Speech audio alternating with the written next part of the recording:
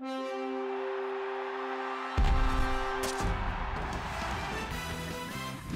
playing the Cover 3 here at Pro Football Weekly, bringing you 3 under-the-radar stories from Week 15. DeMarco Murray has played 8 games for the Cowboys this season, and they've won 5 of them, which is pretty good. But it's pretty clear that the team is infinitely better with Murray on the field. Tony Romo struggles when he's not out there, so does the offensive line, and the Cowboys just seem to lack teeth when Murray's not on the field. Part of it's because they don't have another great back on the roster, sure, but Murray delivers something intangible that exceeds the numbers. He ran for 81 yards, caught 4 passes, and even had a touchdown in Week 15. Good stats, but not exactly Adrian Peterson material. He also fumbled in the game, but that came against the Steelers' stout run defense, and he rallied after the fumble to deliver some huge runs and wear down that defense. The Cowboys control their fate, win out, and they win the NFC East. If they do, it likely means Murray will be in the middle of things.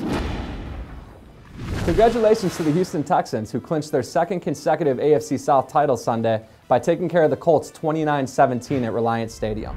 There were some impressive numbers to come out of the game, like 3 sacks from J.J. Watt, 178 rushing yards from Arian Foster and Ben Tate, and a very, very deadly combination of Matt Schaub and Andre Johnson. But when you look under the hood, you'd see some disturbing elements from this game, like the fact that Houston could only muster 1 offensive touchdown and needed 5 Shane Graham field goals and a special teams touchdown to get to their 29 points.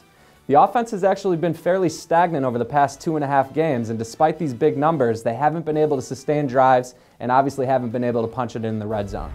On the other side of the football, the Texans allowed Vic Ballard to be the first 100-yard rusher by the Colts this season, with a lot of that production coming in between the tackles.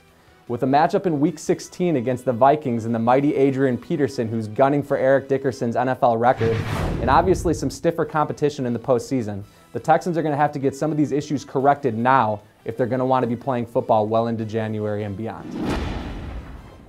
The Broncos are already a force to be reckoned with Peyton Manning on offense and Von Miller on defense. But they've showed in the last 2 weeks that they can run the football down your throat with a lead to turn up the clock, and it's just another thing the defenses are going to have to stop.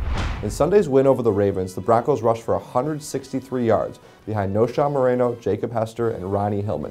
Their time possession, they held the ball for 17 more minutes than the Baltimore Ravens. Moreno's been the big story. This is a guy that people thought might have been cut in training camp. He's inactive from weeks 3 to 12. He comes in for Willis McGahee. He ran for 118 yards against Baltimore, averaging over 5 yards a carry, coming off an 119-yard performance against Oakland the week before.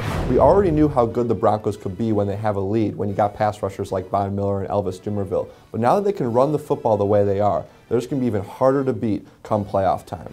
To see all of our analysis from Week 15, head to our website at profootballweekly.com.